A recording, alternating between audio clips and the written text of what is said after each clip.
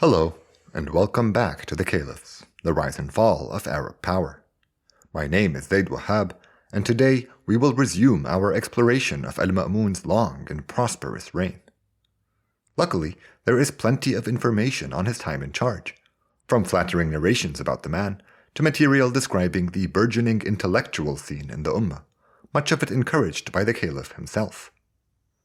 Our sources only stop being so complimentary when the subject turns to matters of faith. Al-Ma'mun's theological opinions led to some grumbling early in his career, but over the course of several years, opposition snowballed into a whole lot more as both the Caliph and his detractors escalated their denunciations of one another. Episode 59: Faith and Philosophy.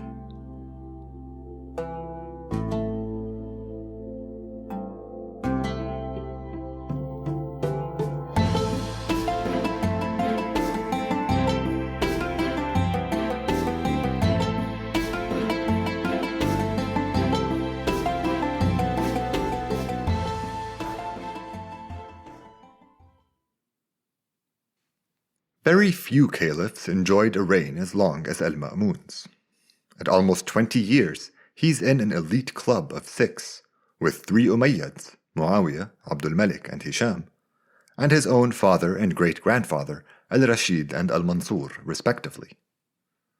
The stability engendered by these distinguished leaders allowed the Ummah to flourish in manifold ways, leading to fascinating social developments within the caliphate.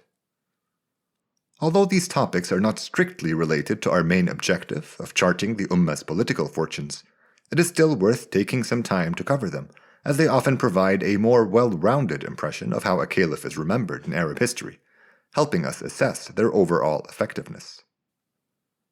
This is typically the goal when I summarize superfluous narrations, but there's good reason to give these accounts more space than usual today.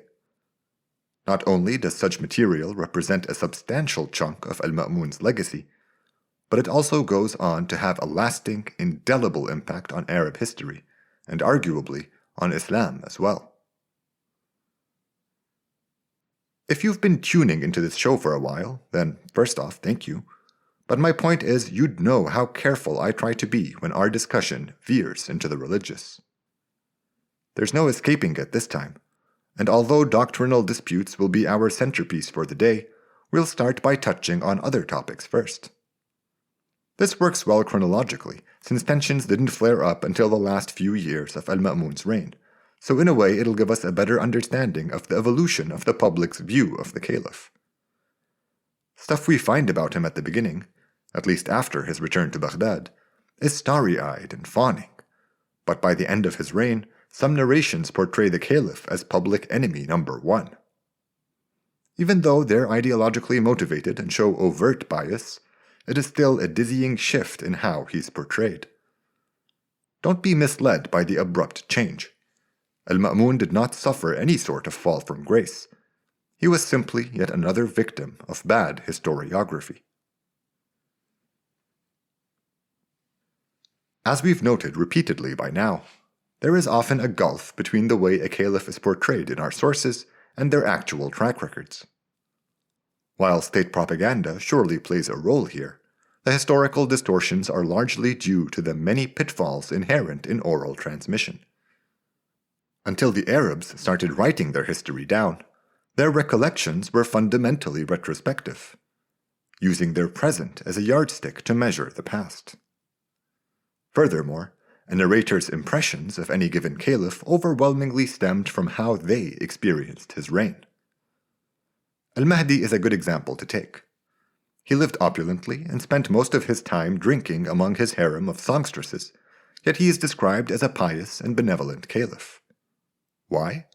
Well, the inexhaustible prosperity of the caliphate he inherited from his illustrious father ensured that the Ummah remembered him positively.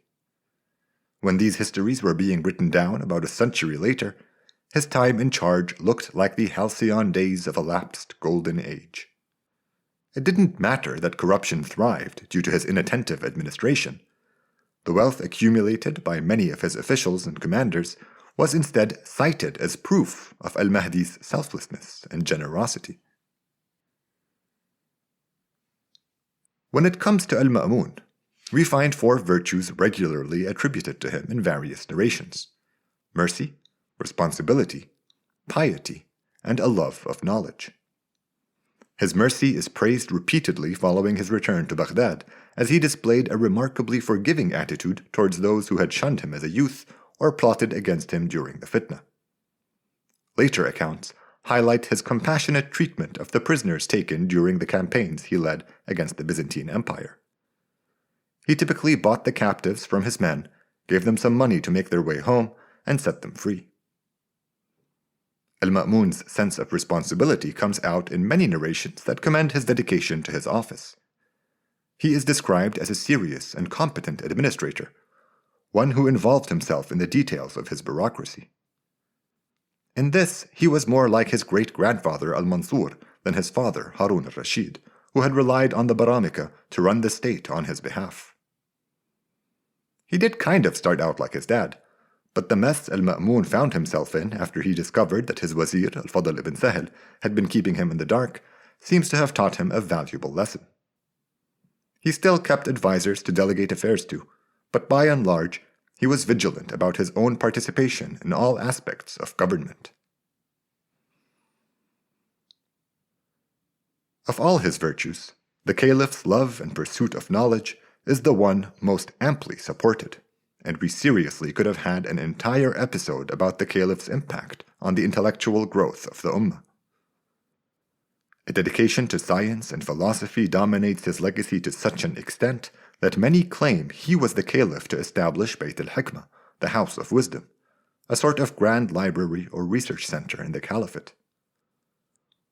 While there's little evidence of that, there was certainly far more academic effort during his reign than any time before. I couldn't really pinpoint who built the House of Wisdom, but from what I can tell, it evolved out of the imperial court over time. Even the very first dynastic caliph, Muawiyah, was said to have kept a large library in his palace in Damascus, but it is only mentioned in passing. His grandson, Khalid ibn Yazid, seems to have had a thirst for knowledge, and he added many Greek translations during Umayyad times. The next mention of an imperial library doesn't come until al-Mansur was in charge, and the founder of Baghdad made sure to include an impressive space for books when designing his perfect round city. Access was restricted at first, but through his patronage of the sciences, al-Mansur's grandson, Harun al-Rashid, expanded its role from a mere repository of knowledge to an active hub of intellectual activity. It was not quite a school or university, but somewhere for learned men of renown to pursue their studies using state resources. So the House of Wisdom existed during the reign of the caliph's father, and although al-Ma'mun had to rebuild most of the capital after the ruinous fitna, we can't rightly say he founded the institution. His abiding interest went a long way towards resurrecting it, though, and it soon surpassed its former glory. It was during his reign that Ibn Hisham read and reworked the story of the Prophet's lifetime, first put together by Ibn Ishaq for al-Mansur. Although the histories we're using as our primary sources came many decades later, those that preceded them have sadly been lost to us, and what little we know of them survives as fragments quoted in later works. But history was hardly al-Ma'mun's chief interest. That one is a toss-up between philosophy and astronomy.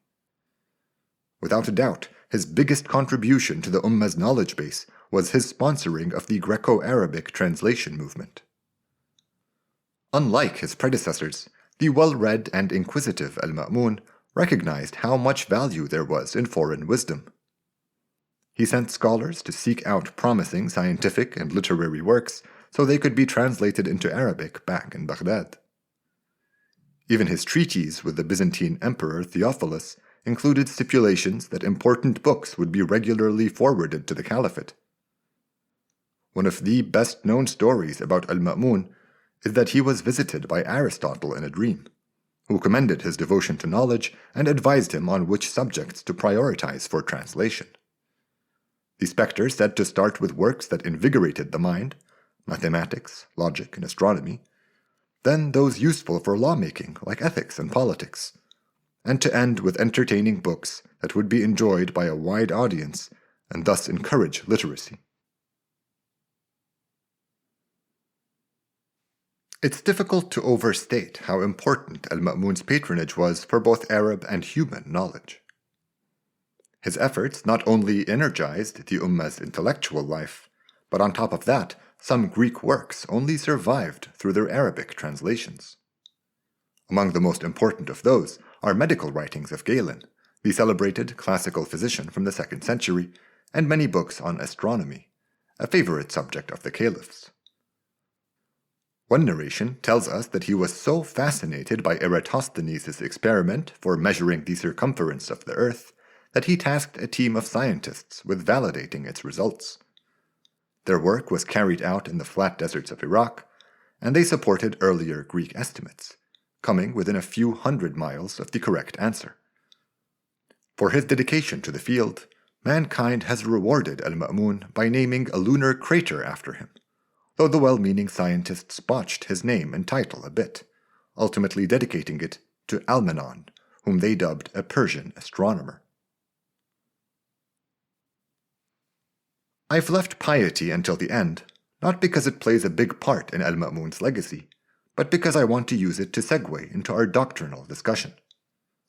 Piety can mean different things in different contexts. When it comes to our historical sources, it barely means anything at all. As our earlier example of al-Mahdi suggests, when oral narrations call a caliph pious, all they meant was that the ummah prospered during his time in charge. Al-Ma'mun's reign was certainly prosperous, and we have some financial records to prove it. Check out the show's website for graphs on tax revenue from the caliphate's many provinces. Things get more complicated when we consider the term more literally, and piety can quickly become problematic. Although it is roundly praised as a virtue, it is clear that the ummah had a preference for the performative over the personal. Harun al-Rashid and Omar ibn Abdul Aziz were both lauded for their devotion to the faith, but al-Rashid's repeated leading of the pilgrimage and summer raids against the Byzantines is celebrated as exemplary conduct, while Omar's decree relieving converts of the poll tax because all Muslims were equal in the eyes of God infuriated his power base and was swiftly reversed by his successor. I don't want to muddle things by repeatedly bringing up previous caliphs. My point is that the ummah loved describing its popular leaders as pious. It had absolutely nothing to do with their character and no bearing on how the people actually wanted to be ruled. Al-Ma'mun was unquestionably pious.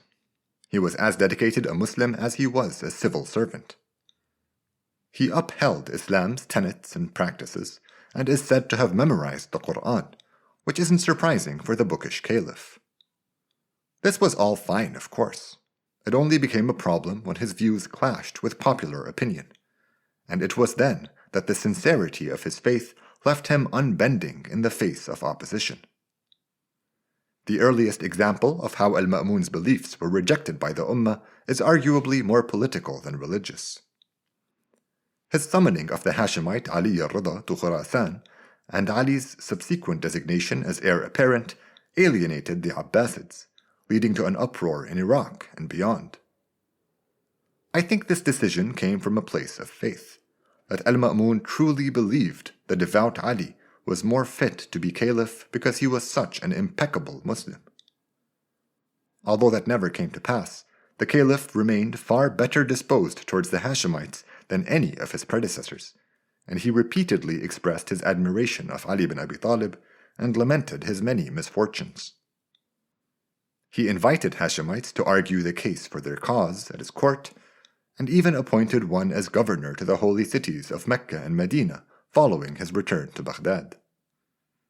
His attitude irked many beyond his own clansmen, and some narrations unkindly interpret his endorsements of Ali ibn Abi Talib as suggestions that none of the Ummah's other leaders had been legitimate. These exaggerations of al-Ma'mun's closeness to the Hashemites are quite misleading, and it would be wrong to assume that he was happy to just hand them the caliphate. Ali al-Rida was an exceptional individual, a paragon of Islamic virtue worthy of his noble ancestry. But the rest of the clan didn't impress the caliph all that much. For example, the Hashemite in charge of Mecca and Medina failed to bring a meaningful peace to the region, and another one rallied the Yemenis against their sitting governor, threatening to break off from the caliphate altogether. Al-Ma'mun's response was brutally effective, and it showed that he had no problem going to war against them. He gave a trusted Umayyad command of a Khurasani army and tasked him with pacifying the peninsula's southernmost province. Muhammad ibn Ziyad regarded the Hashemites as eternal enemies, and his zeal for vengeance helped him triumph over the renegade tribes that supported them. The next year, the caliph officially made him governor of Yemen. He would go on to hold that position for a whopping 40 years. During that time, he built his own round city to use as a provincial capital and prepared his sons to take over for him. These details hint that Yemen was more like an independent dynasty than a province, and although Muhammad ibn Ziyad always forwarded tax revenues to Baghdad, his son would eventually withhold them and merely mention the Abbasid caliph's name in Friday prayers. It is interesting that this new Ziyadid dynasty marks the second time a Abbasid province was given away to a trusted commander in order to ward off Hashemite advances, only for it to break away in their name instead.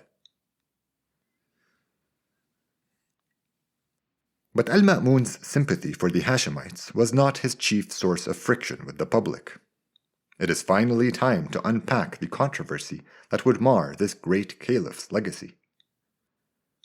Our sources are quite unhelpful in this endeavor, as they're addressing an audience steeped in its own particular mix of definitions and distinctions, ones that are difficult to make sense of today. For example, this whole affair is remembered as a dispute over whether the Quran was eternal in and of itself, or was the creation of an eternal God. If that sounds impenetrably obscure, then I assure you, you are not alone. And my task for the rest of this episode is to try and explain it in more relatable terms. By this point in Islam's history, there were two main kinds of intellectual approaches to the subject of religion. The first was the juridical. There were multiple schools of thought on how to use revelation to arbitrate between people the way the Prophet once had. To become a judge, one had to attend these and study under a religious scholar who had specialized in the subject by having studied under an older master himself, and so on. These schools were thus named after the men who popularized their specific methods of arriving at legal truth. They coexisted peacefully with one another, and it was left up to claimants to agree what kind of judge to go to. While there was a greater diversity of views back then, Orthodox Sunni Islam recognizes 4 of these schools today, while Shi'i traditions almost exclusively rely on a single one. This legalistic approach to religion is respectfully referred to as the sciences of Islam. The other was simply called kalam, which translates as speech or talk. It's nowhere near as distinguished a name, but that's probably just to emphasize its rhetorical or speculative nature. These were the early Islamic equivalent of the various schools which flourished in Athens during its classical period. Basically, Kalam schools debated religion's theoretical framework, so things like free will, or whether sin cancels out faith. Their practitioners would give speeches or spar verbally in public, something well suited to the largely illiterate umma. Although violence between them was practically unheard of, their discussions weren't always civil, and opposing schools would sometimes denounce one another as heretical. Their disagreements were entirely philosophical, however, and the schools didn't really endorse separate practices, so their squabbles never led to any splits within the community. The Kalam schools provided a platform for original thinkers and skilled orators, and the major ones became associated with the towns and cities where they dominated. So now on to how Al-Ma'mun fits into all this. Well, we've already covered how interested the caliph was in all things intellectual, so it is no surprise that he delighted in having the many schools present their takes on the various subjects they liked to pontificate on. He held so many debates for them at his court that some narrations claim he was trying to help them achieve concord.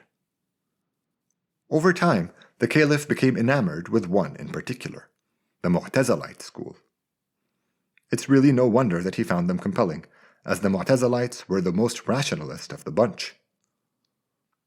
While the tradition was still in its infancy and had yet to fully develop, its speakers cited truths from Greek and Indian sources and issued pietistic flourishes for sound argumentation. In short, they were his kind of people, and al-Ma'mun came to hire many of them into his administration, especially as judges.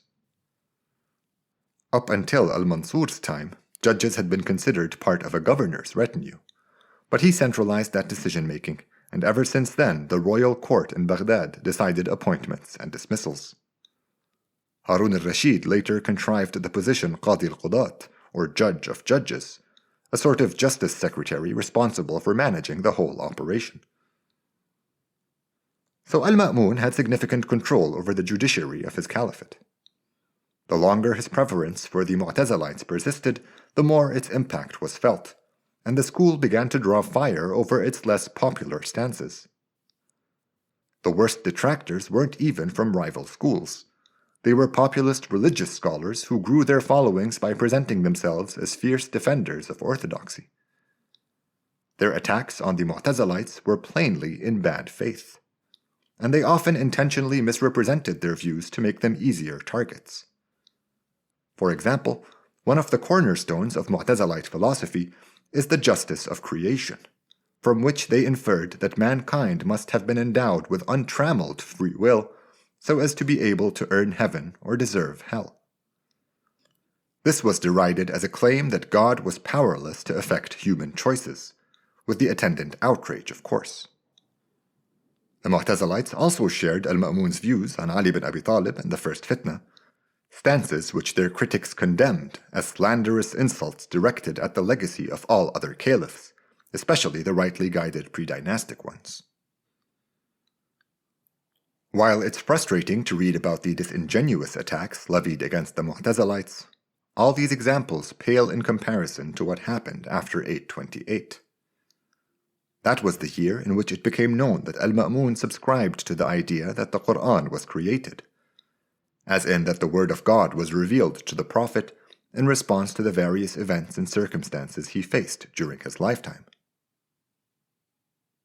Such a position, while argumentatively unimpeachable, offered endless opportunities for rhetorical invective. All its opponents had to do was wax poetic about how such a view belittled the exalted Quran, which, as the word of God, was inseparable from him and therefore co-eternal. This nebulous theoretical distinction somehow became a lightning rod for criticism and condemnation. It's hard to say with any certainty what al-Ma'mun's reaction was to this outcry. Some suggest he was taken aback, while others that he didn't really pay it much heed. Over the next few years, the tension just continued to build, as the caliph's detractors grew more belligerent when they realized it was a good way of garnering public attention. About 4 years into this, in late 832 or early 833, the caliph sent his governor of Baghdad a letter while he was out campaigning against Theophilus of the Byzantines. It read that al-Ma'mun considered it one of his duties to uphold Islam's best aspects and to suppress those who pervert it. He went on to say that he found the most vocal critics of the Qur'an's createdness to be by far the most hypocritical, and that they were irresponsibly inflaming popular sentiment for no reason beyond personal ambition. He ordered the governor to gather all the judges in his employ and to ask them where they stood on the issue. They had to answer a couple questions about their views, and anyone who insisted that the Qur'an was eternal was to be fired. Everyone else had to sign their name onto a document asserting they believed in the Qur'an's createdness. This policy was carried out immediately, and it met with remarkably little resistance. Most judges already agreed with the caliph on this matter, and those who had not picked a side one way or another had no problem supporting the reasonable position. One account says that 7 judges resisted at first, but when summoned to meet the governor in person, they quickly folded. But these developments did not sit well with the firebrand preachers who agitated against officially supported theological positions, and about 30 of them were interviewed on their views on the subject. The reports are maddening, and these guys pathetically tried to evade engaging with the question. Here's an example, but I'm playing both sides. Is the Quran created?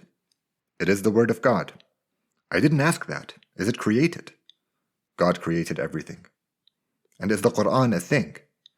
Yes, but nobody created it. And so on. In some discussions, the scholar would try to cite scripture that suggested the Quran was eternal, but there are more direct examples of it being created, like where it says, quote, "We created this Quran for you." Anyway, we're getting pulled a little into the weeds here.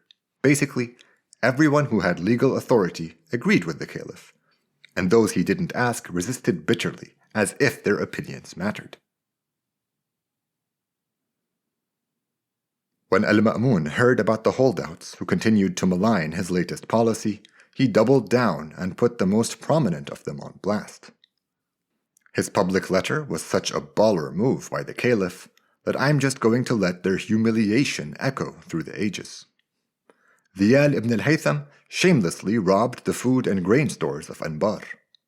Fadl ibn Ghanim embezzled Egyptian taxes and would profess anything for the right price. Fadl ibn Farkhan defrauded a rich devotee named Abdul Rahman ibn Ishaq. Muhammad ibn Hatim and Abu Nuh should issue fewer religious opinions and focus on concealing their true careers as loan sharks. Sa'ad Wayh al-Wasiti would happily make up any narration about the Prophet if he thought it would win him more followers. Al-Ma'mun's point is clear. It was brazen of these men to even pretend that they were qualified to weigh in defense of orthodoxy. Talk about shots fired. Don't worry, we're not supposed to know who any of these people are. I just got a little overexcited because we don't usually find this kind of explosive material in our sources. After this letter was read out, we hear that only 4 holdouts remained. After they were summoned by the governor, that number came down to 2, Ahmad ibn Hanbal and Muhammad ibn Nuh. This is the first time we hear about claims of torture. Nothing major, but the 4 were kept chained in irons overnight between interviews. The final pair of dissenters were forwarded to al-Ma'mun on the front lines, but their journey ended in Raqqa after news of the caliph's passing in faraway Tarsus spread throughout the realm. Even after relaying the affair in detail, it is still difficult to understand how it became such a big deal. Al-Ma'mun basically liked one Kalam school more than the rest, hired from its adherents, and went on to support some of their stances. While I agree that he overreacted to the venomous slander his stances provoked, religious tests were limited to judges who worked for the state, and only occurred in the last year of the caliph's 2-decade reign. Why then are they represented so dramatically in our sources? Well, to answer that, one has to consider the eventual fate of this state policy and the Mu'tazilite school. Al-Ma'mun's successors continued his support for the doctrine of createdness, and over time the interference got more stringent and inquisition-like. It was finally abandoned after 18 years, a retreat that our sources sensationalize as the state bowing out of God's business after being heroically rebuffed by the pious umma. Our histories unfairly extend this triumphalism to al-Ma'mun's time, with some even calling his death divine intervention precipitated by his persecution of the 2 scholars that were being sent his way. Remember how I said that Sunni orthodoxy accepts 4 legal schools today? Well, one of them is the Hanbali school, founded by Ahmad ibn Hanbal, one of the 2 dissenters that were en route to al-Ma'mun when he passed away. Ibn Hanbal greatly capitalized on his good fortune, and he spent the rest of his days railing against the Mu'tazilites. His vitriol was so effective that scholars who had accepted the createdness of the Quran came to be looked upon as sellouts who lacked the backbone to stand up for the faith. Things swung so far in the other direction that it became dangerous to identify with the Mu'tazilites in the 10th century, and by the 11th, professing a belief in the Quran's createdness was punishable by death. The elimination of the Mu'tazilite school represents an unfortunate turning point in the Ummah's intellectual history, one that led to appalling developments down the line. Today, the Hanbali legal tradition is the most conservative of the four accepted by Orthodox Sunni Islam, and it is also favored by extremists, because it is the easiest to abuse in order to shroud their most violent positions with a semblance of religious justification. That's a discussion I'd rather avoid, as it gets nuanced and complicated, but I'll post a link to an excellent article which succinctly describes the consequences of the struggle between the Mu'tazilite and Hanbali creeds on this episode's page on thecaliphs.com. Let's end our coverage of this vague and touchy subject here. Next time, we'll round out our discussion of the fascinating Al-Ma'mun by focusing on his legacy and the crucial and fraught subject of succession. Here on The Caliphs, the rise and fall of Arab power.